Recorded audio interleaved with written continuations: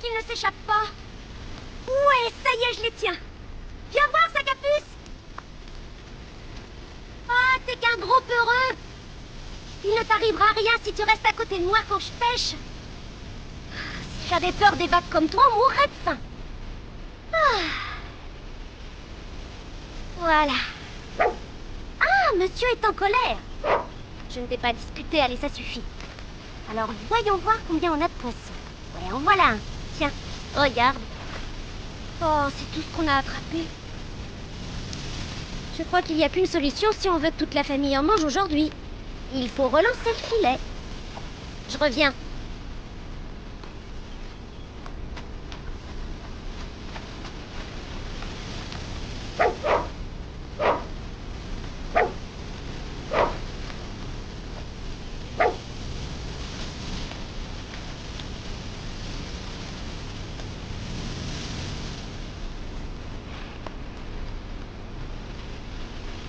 Qu'est-ce que tu as, Pupus? Tu as faim, mon chien Chounet? Tu en veux? Tu es sûr? Burk, quelle odeur! Ah oui, j'aurais dû m'en douter. Monsieur n'aime que le poisson cuit. Seulement, quand on a vraiment faim comme toi, eh bien on mange de tout. Moi non plus, je n'ai pas à manger tous les jours. J'aimerais bien avoir ce qu'ont les autres filles. Et mes grands-parents qui me disent toujours que je viens d'une grande famille qui aurait énormément d'argent. Ah, Sacapus. J'ai une grand-mère et un grand-père qui sont vieux, mais vieux, tu peux pas savoir. Et ils sont tellement vieux qu'ils disent que des bêtises. Moi, je viendrais d'une famille riche. Ah, c'est un mensonge qui est assez joli, n'est-ce pas, Sacapus? Oh oui.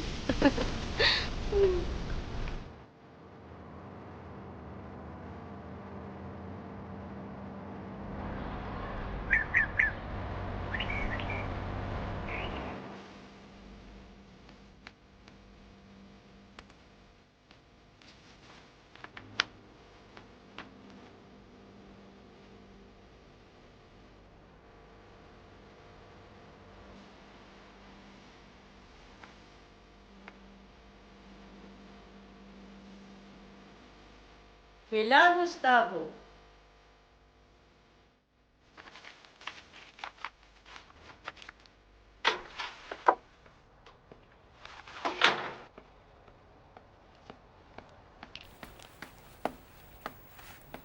Tu es encore plongé dans ces mauvais souvenirs. Gustavo, tu sais bien que tu n'as pas à te cacher quand tu penses à elle. Je sais, Tante Esperanza. Je sais.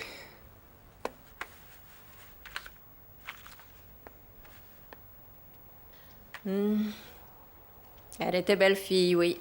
Mais elle était pauvre. Bien trop pauvre. Puis elle habitait dans une cabane sur la côte. Et puis vous n'aviez pas la même éducation ni la même position sociale. C'est pour ça que tu l'as quittée. Maintenant, les souvenirs de cette époque te rongent. Les remords aussi, Tante Esperanza. Qui peut savoir ce qu'est devenue cette jeune femme? Si c'était vrai ce qu'ils disent que je suis une des enfants les plus riches de toute la côte ouest, alors là, je pourrais offrir des tonnes de cadeaux à mes grands-parents, tu vois. Mais si, en attendant aujourd'hui, on a de quoi faire une soupe avec ça. Tu veux que je te dise? On n'a pas le choix. Il faut aller voler quelques bons œufs et aussi de beaux légumes du jardin. À l'Hacienda Santibáñez, bien sûr. Tu es d'accord? Un de ces jours, tu iras en prison! Tu sais, Sacapus, quand on n'est pas riche, il faut être malin. Allez, viens!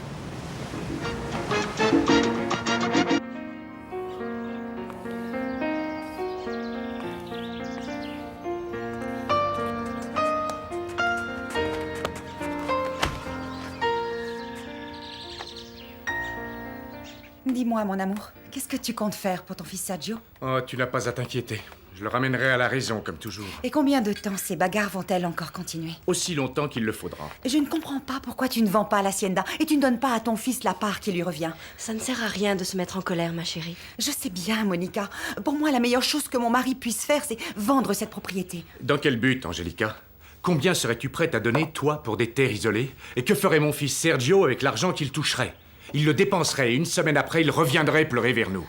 Mais lui, il veut vendre... Et moi, je ne veux pas. Oui, tu es trop attaché à cet endroit qui d'ailleurs n'appartient pas à ta famille. Il appartenait à ta première femme qui, avant de mourir, vous l'a laissé à toi et à Sergio à part égale pour que, bien sûr, vous le fassiez prospérer. Seulement ton fils n'a jamais prêté attention aux vœux de feu sa mère. Un jour viendra où cette hacienda sera la plus prospère de toutes et la plus belle de San Martin de la Costa. C'est pas Sergio qui t'aidera, ce qui se comprend d'ailleurs. Je t'assure, je ne fais que dire la vérité, Monica. Mon mari le sait parfaitement bien. Sergio reste avec nous parce qu'il ne peut pas faire autrement. Il déteste l'hacienda et tout ce qui nous entoure. Il ne souhaite qu'une chose, se débarrasser de cette propriété. Je parie, cher papa et chère jeune belle-mère, que vous parlez encore de moi. Alors, je me trompe ou j'ai raison?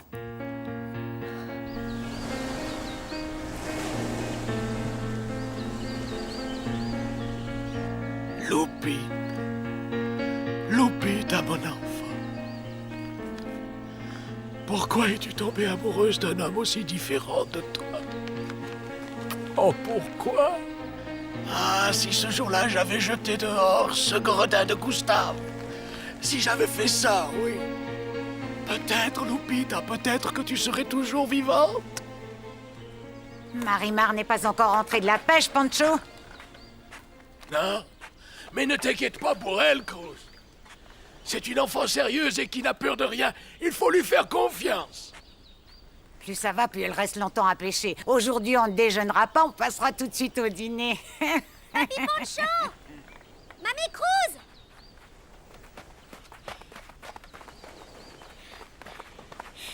Vous avez vu? Je suis déjà là.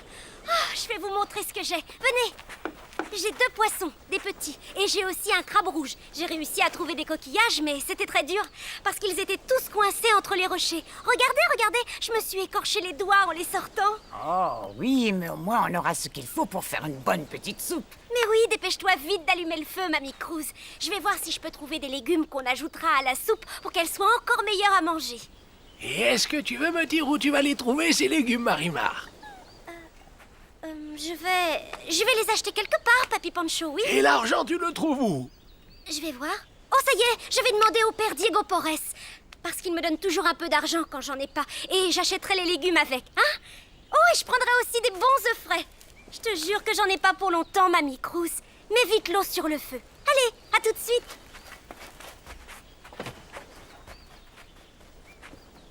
Pancho, ça m'inquiète quand même beaucoup de savoir que notre petite fille est toute seule en pleine campagne. Marimar connaît tous les chemins et tout le monde ici. Mais il y a toujours des petites fripouilles qui rôdent pour nous attaquer.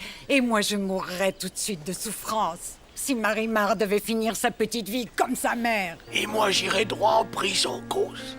Parce que si quelqu'un fait à notre petite fille ce qu'on a fait à notre fille, ce sera terrible. Je le tue tout de suite. Je le tue avec la machette de mes ancêtres. Allez, assieds-toi et mange avec nous, Sergio. Nous avons invité Monica. Merci, je n'ai pas faim, Angelica. Écoute-moi, nous ne disions pas du tout de mal de toi. Nous disions simplement que tu n'aimais pas vivre dans une hacienda. Je l'ai toujours dit.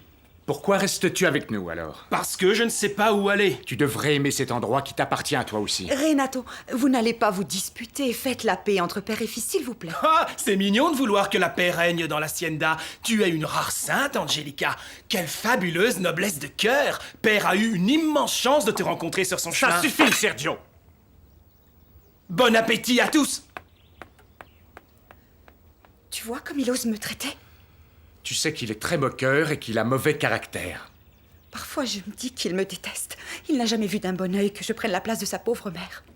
Il n'a jamais accepté non plus le fait que nous nous marions. Qu'est-ce que tu en penses, Renato? Qu'il n'y a qu'une solution pour changer le mauvais caractère de Sergio. Laquelle, mon amour? Lui trouver une femme.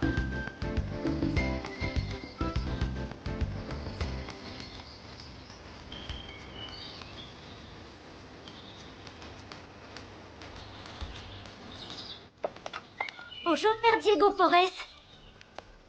Comment vas-tu, Marimar? Comme d'habitude, ça ne va pas trop mal. Je venais voir si vous aviez quelques courses à faire. Pas pour le moment, non. Crescencia s'en est occupée ce matin. Tu vas en faire pour toi? Oui, mon père, je vais acheter de bons légumes parce que ma grand-mère veut faire de la soupe pour déjeuner.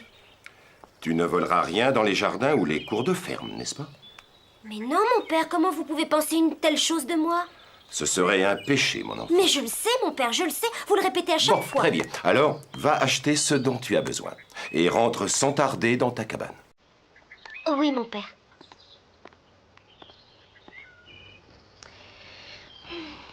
Ce n'est pas notre jour. Je crois que si Selva n'a aucune course à nous faire faire, et si elle ne me donne pas un peu d'argent, on va peut-être être obligé de retourner pêcher. Ah, ce serait pas la première fois, hein.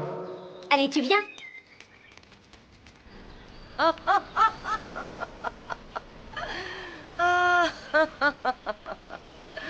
Ah, c'est pas étonnant que l'hacienda Santibáñez soit un tas de ruines. Si tous les employés font comme le contremaître qui les dirige et qui, au lieu de travailler, va boire et draguer les filles des heures et des heures durant. Ah, l'hacienda Santibáñez a fait naufrage depuis longtemps. Le père est un homme faible qui ne fait rien et le fils un gros paresseux qui ne rêve que d'une chose, aller à la capitale.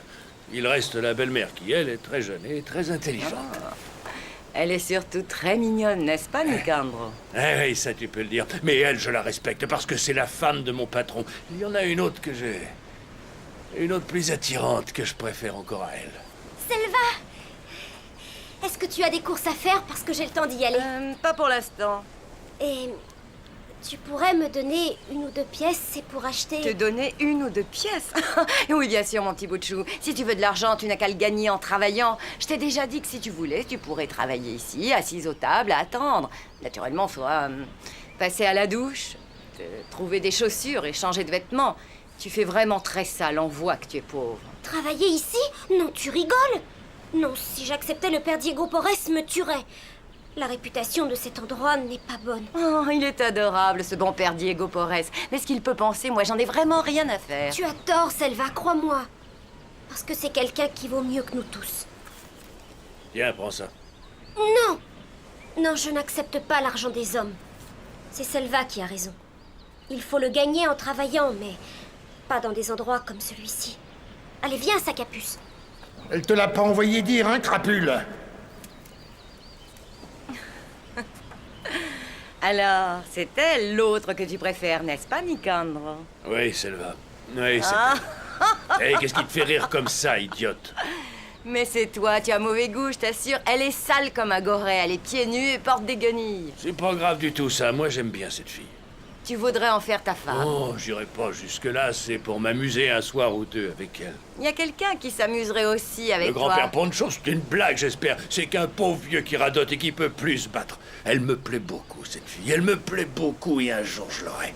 Oui, je sais qu'un jour, je la tiendrai dans mes bras. Dépêche-toi alors, parce que il se pourrait que tu ne vives jamais ce moment-là. Pourquoi tu dis ça? Parce que je sais quelque chose. Qu'est-ce que tu sais? C'est un secret. Un secret?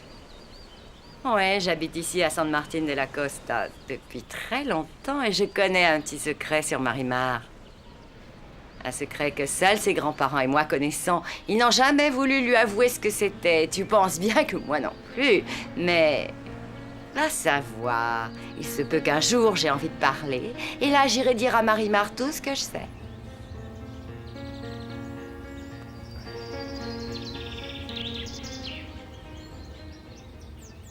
Je vais aller me reposer un peu. Promets-moi de ne pas te disputer avec Sergio. Ne t'inquiète pas.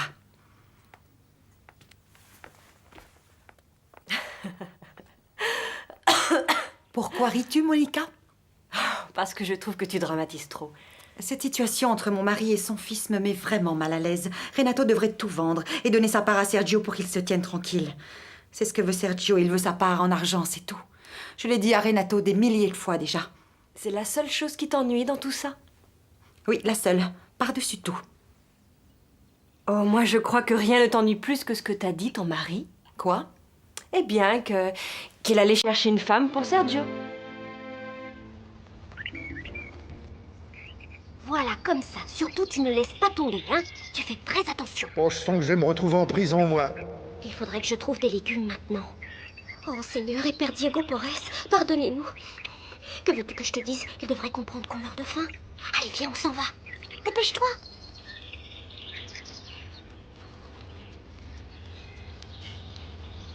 tu ne bouges pas, d'accord? Tu restes où tu es. Tu surveilles pendant que j'arrache les carottes et tu fais très attention aux œufs. Parce que les œufs, c'est très fragile. Il ne faut surtout pas les casser. Tu as bien compris, hein? Oui, bah d'accord, je suis pas débile. Je ne vois pas ce qu'il y a de drôle, Monica. Écoute, Angelica, je suis ta plus fidèle amie, non? Je viens te voir quand même très souvent, ce qui fait que je sais quand ça va mal ou pas. Et en ce moment, je peux te dire que tu m'inquiètes beaucoup. Ah bon, comment ça, je t'inquiète? Très honnêtement, ça ne t'ennuie pas que ton beau-fils Sergio se trouve une femme?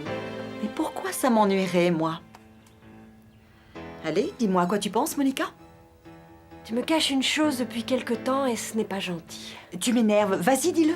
Dis-moi ce que je cache puisque tu es si maline. Je crois que tu es amoureuse du fils de ton mari. Allez, on a assez de carottes, sac à puce. Alors, comme...